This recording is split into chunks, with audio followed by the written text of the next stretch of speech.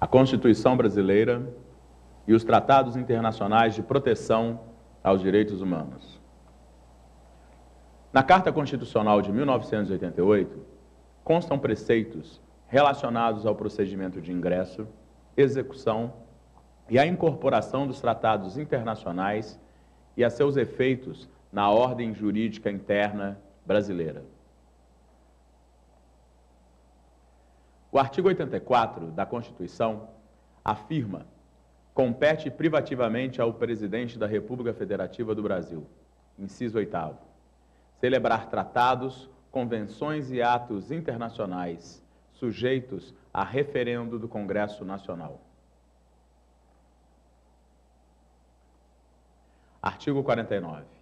É da competência exclusiva do Congresso Nacional, inciso 1º, resolver definitivamente sobre tratados, acordos ou atos internacionais que acarretem encargos ou compromissos gravosos ao patrimônio nacional.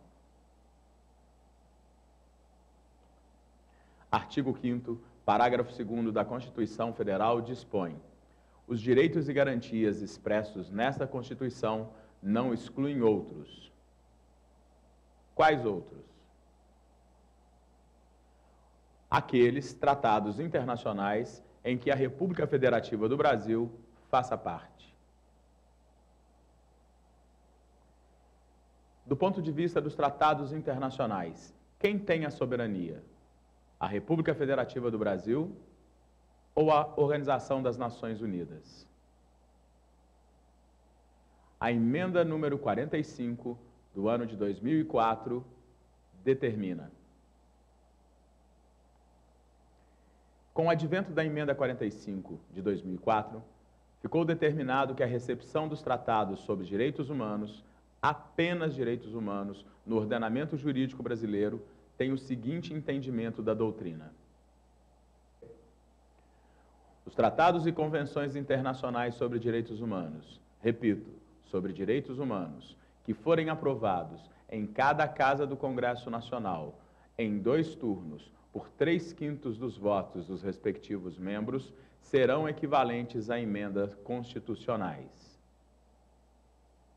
Reafirmando, para que um tratado internacional de direitos humanos seja recepcionado no direito brasileiro com o tratamento de emenda constitucional, é necessário que ele seja, primeiro, assinado pela Presidência da República, segundo, referendado pelo Congresso Nacional, na Câmara dos Deputados e no Senado Federal, em 2 turnos, por 3/5 dos votos dos respectivos membros.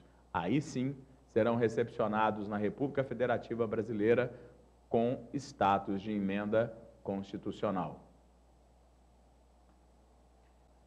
Alguns reflexos dos referidos tratados no ordenamento jurídico brasileiro: a inaplicabilidade da prisão civil do depositário infiel, que mesmo tendo amparo na Constituição Federal, encontra a vedação no artigo 7º, para inciso 7º, da Convenção Americana sobre Direitos Humanos, que dispõe: ninguém será detido por dívidas. Como fica, então, o conflito entre o dispositivo da Constituição Federal e o Pacto de São José da Costa Rica? O conflito é resolvido pela aplicação do princípio pro homine, que, em linhas gerais, significa que se aplica a norma mais favorável à pessoa humana. O Pacto de São José da Costa Rica só permite a prisão civil em razão do inadimplemento de obrigação alimentar. Toda e qualquer norma que permita a prisão do depositário infiel, ainda que esteja expressa na Constituição Federal Brasileira, não é aplicável, não é válida, porque conflita manifestamente com o Pacto de São José da Costa Rica, que já foi aprovado na Constituição Brasileira com o devido rito.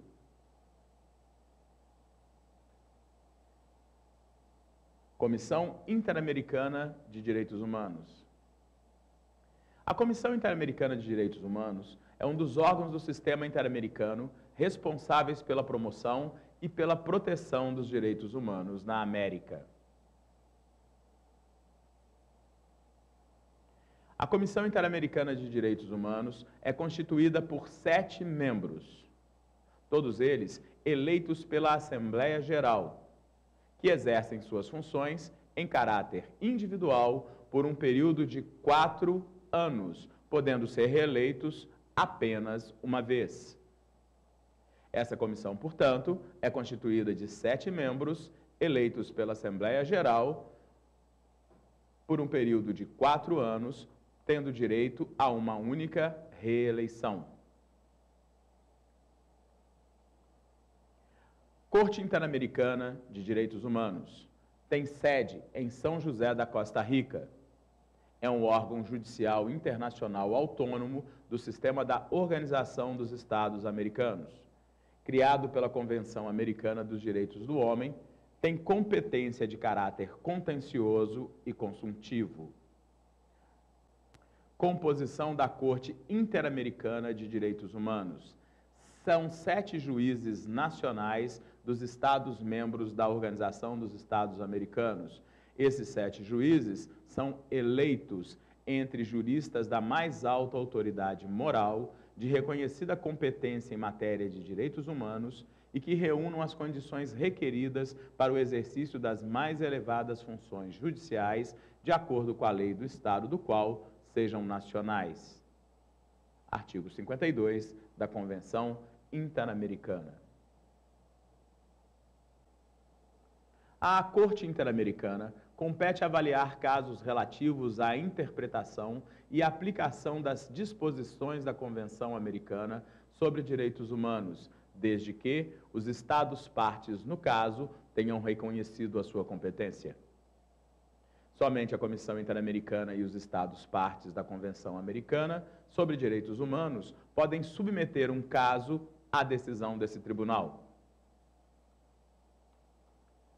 Caso reconheça que efetivamente ocorreu a violação à Convenção, determinará a adoção de medidas que se façam necessárias à restauração do direito então violado, podendo condenar o Estado, inclusive, ao pagamento de uma justa compensação à vítima.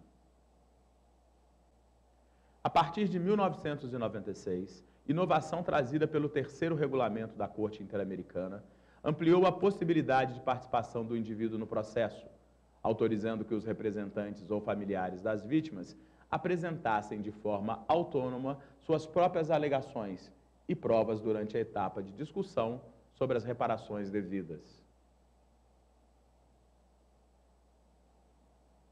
Além disso, hoje, com as alterações trazidas pelo 4º regulamento, também é possível que as vítimas, seus representantes e familiares não só ofereçam suas próprias peças de argumentação e provas em todas as etapas do procedimento, como também fazer uso da palavra durante as audiências públicas celebradas, ostentando assim a condição de verdadeiras partes no processo. Evolução dos direitos fundamentais. Direitos de primeira geração são direitos das liberdades públicas, ou seja, os direitos individuais, aqueles que são inerentes ao homem e que devem ser respeitados por todos os Estados, como, por exemplo, o direito à liberdade, o direito à vida, à propriedade, à manifestação, a liberdade de expressão, o direito ao voto, entre outros direitos. Direitos de segunda geração. São direitos sociais, são direitos econômicos e culturais, onde passou a exigir do Estado sua intervenção para que a liberdade do homem fosse protegida totalmente. O direito à saúde, o direito ao trabalho, à educação, o direito de greve, entre outros. Direitos de terceira geração. São chamados direitos de solidariedade ou fraternidade, voltados para a proteção da coletividade. As constituições passam a tratar da preocupação com o meio ambiente, da conservação do patrimônio histórico e cultural, etc. Direitos de quarta geração são os direitos das minorias. Envolvem questões relacionadas à informática, biociência, clonagem, eutanásia, estudo de células-tronco. Para Paulo Bonavides, são direitos à democracia, à informação, ao pluralismo, ao multiculturalismo.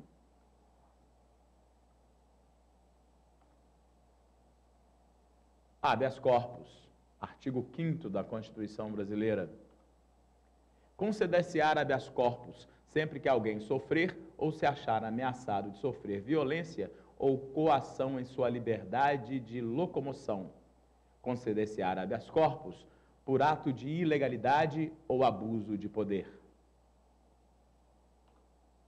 Habeas corpus tutela o direito de ir, vir ou ficar.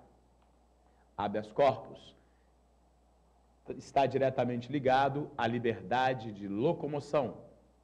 Habeas corpus não tutela nada além do direito de ir, vir ou ficar ou da liberdade de locomoção.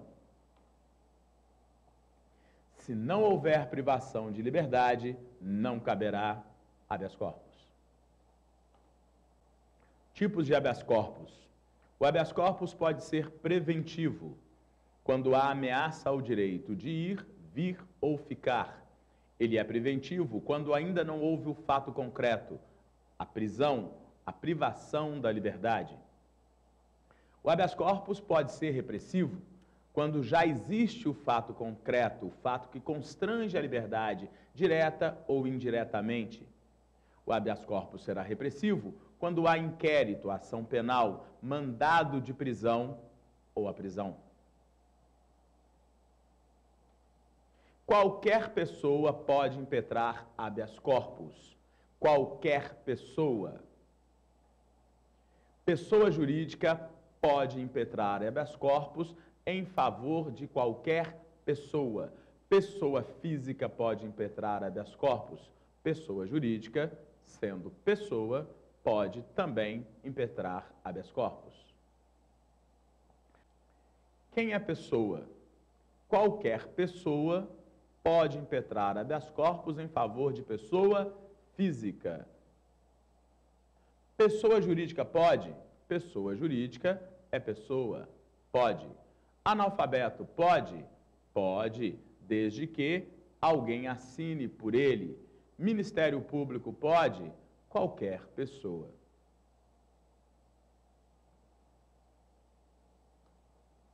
A favor de quem se impetra o habeas corpus?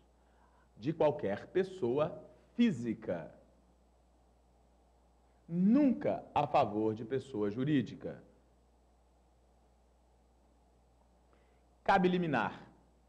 Não necessita de advogado. Menor de 18 anos pode, qualquer pessoa. Estrangeiro pode? Pode, desde que na língua portuguesa.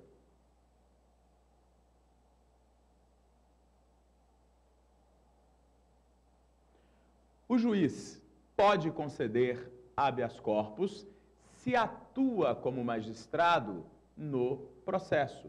E, nesse caso, ele pode liberar. Mas se o juiz, na condição de pessoa, ao tomar conhecimento de um caso concreto de abuso de poder ou de ilegalidade, ele também pode, como cidadão, impetrar habeas corpus.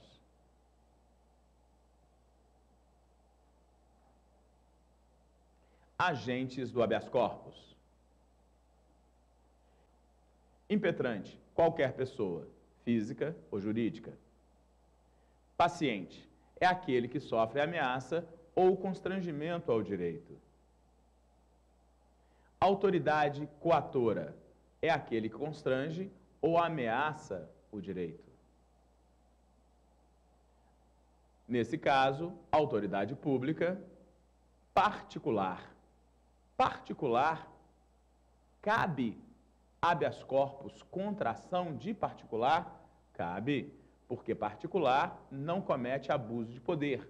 Quem comete abuso de poder é a autoridade pública. Particular comete ato de ilegalidade. E se a ilegalidade cometida pelo particular significa impedir o seu direito de ir, vir ou ficar, caberá contra particular habeas corpus. Quando cabe o habeas corpus? Quando há falta de justa causa para o constrangimento ou restrição à liberdade de locomoção. Quando houver excesso de prazo, ou seja, quando se perder o prazo para manutenção da privação de liberdade. Quando houver a nulidade do processo. Quando a autoridade incompetente tiver determinado a prisão. Mandado de segurança. Conceder-se-á mandato de segurança para proteger direito líquido e certo, desde que não esteja amparado por habeas corpus ou habeas data, quando o responsável pela ilegalidade ou abuso de poder for autoridade pública ou agente de pessoa jurídica no exercício de atribuições do poder público. Caberá mandado de segurança para proteger o direito líquido e certo, não amparado por habeas corpus ou habeas data. Caberá mandado de segurança para proteger direito líquido e certo contra agente de pessoa jurídica no exercício de atribuições do poder público. Conceder-se-á mandado de segurança para proteger direito líquido e certo quando o responsável pela ilegalidade ou abuso de poder for autoridade pública. Onde impetrar o mandato de segurança? No Superior Tribunal Federal, no Superior Tribunal de Justiça ou no Superior Tribunal Eleitoral. É necessário advogado. O mandado de segurança tem efeito inter partes. Apenas aquele que move a ação é beneficiário dela. O benefício só se estende coletivamente quando se impetrado coletivamente, como, por exemplo, por o sindicato ou partido político. E, neste caso, sindicato em funcionamento há pelo menos 1 ano e partido político quando tiver representação no Congresso Nacional Brasileiro. O mandato de segurança individual se apresenta de plano, não admite prova testemunhal. Se comprova com documentos. O mandado de segurança individual pode ser movido contra a autoridade pública ou agente de pessoa jurídica investido de tal autoridade. O mandado de segurança tutela direito líquido e certo, desde que nem amparado por habeas corpus ou habeas data. O mandado de segurança é residual, ele é acessório, é complementar. Quem impetra? Só o titular do direito líquido e certo. Precisa de advogado? Tem prazo. O prazo é de 120 dias da data do conhecimento do constrangimento ao direito.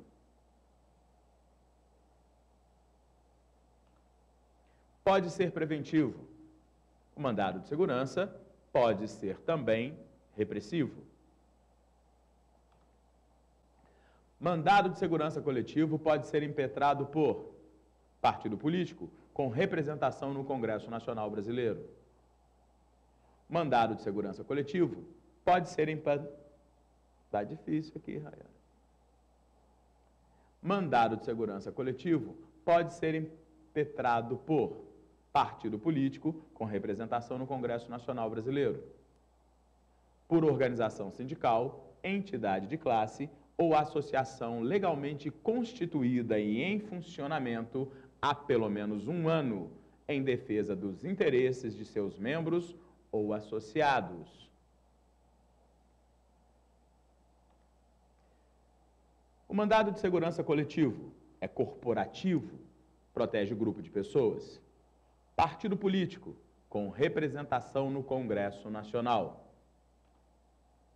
Entidades de classe, sindicato ou associações legalmente constituídas e em funcionamento há pelo menos 1 ano, podem impetrar mandado de segurança coletivo.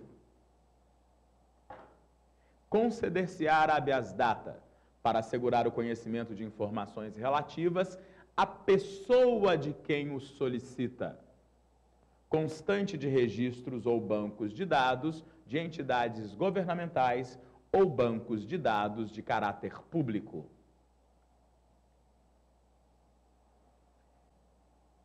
O habeas data é para a retificação de dados, quando não se prefira fazê-la por processo sigiloso, judicial ou administrativo. Só cabe mediante a negativa do direito ao acesso à informação naquele banco de dados, de caráter público ou público. Precisa de advogado. Ação popular. Qualquer cidadão é parte legítima para propor ação popular, que vise anular o ato lesivo ao patrimônio público ou de entidade de que o Estado participe, à moralidade administrativa, ao meio ambiente e ao patrimônio histórico-cultural, ficando o autor, salvo comprovar a má-fé, isento de custas judiciais e do ônus da sucumbência. Maior de 16 anos pode propor ação popular, porque é cidadão. Só brasileiro pode propor ação popular. Só brasileiro pode votar. Portanto, só brasileiro maior de 16 anos é cidadão. Qualquer pessoa física, no pleno gozo dos seus direitos políticos, pode propor ação popular.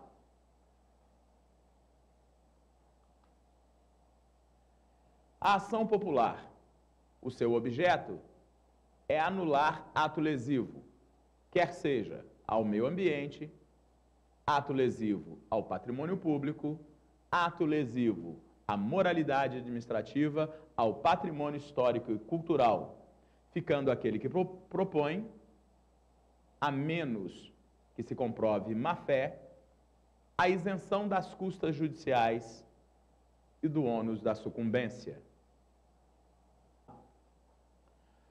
Mandado de injunção. Conceder-se-á mandado de injunção sempre que a falta de norma regulamentadora torne inviável o exercício dos direitos e liberdades constitucionais e das prerrogativas inerentes à nacionalidade, à soberania e à cidadania. Mandado de injunção. A Constituição Federal prevê o direito ao mandado de injunção quando não há norma regulamentadora, ou seja, quando não há lei. Cabe mandado de injunção exclusivamente contra o poder público e seus agentes, pois tem que haver omissão deste em relação a legislar sobre esse direito. Legitimação ativa e passiva do mandado de injunção. Segundo o Superior Tribunal Federal, apenas as autoridades e os órgãos públicos podem figurar no polo passivo. No polo ativo, qualquer pessoa, física ou jurídica. O mandado de injunção pode ser impetrado por ação individual ou ação coletiva. Qualquer pessoa, física ou jurídica, pode impetrar. Em que situação? Em face da ausência de norma regulamentadora.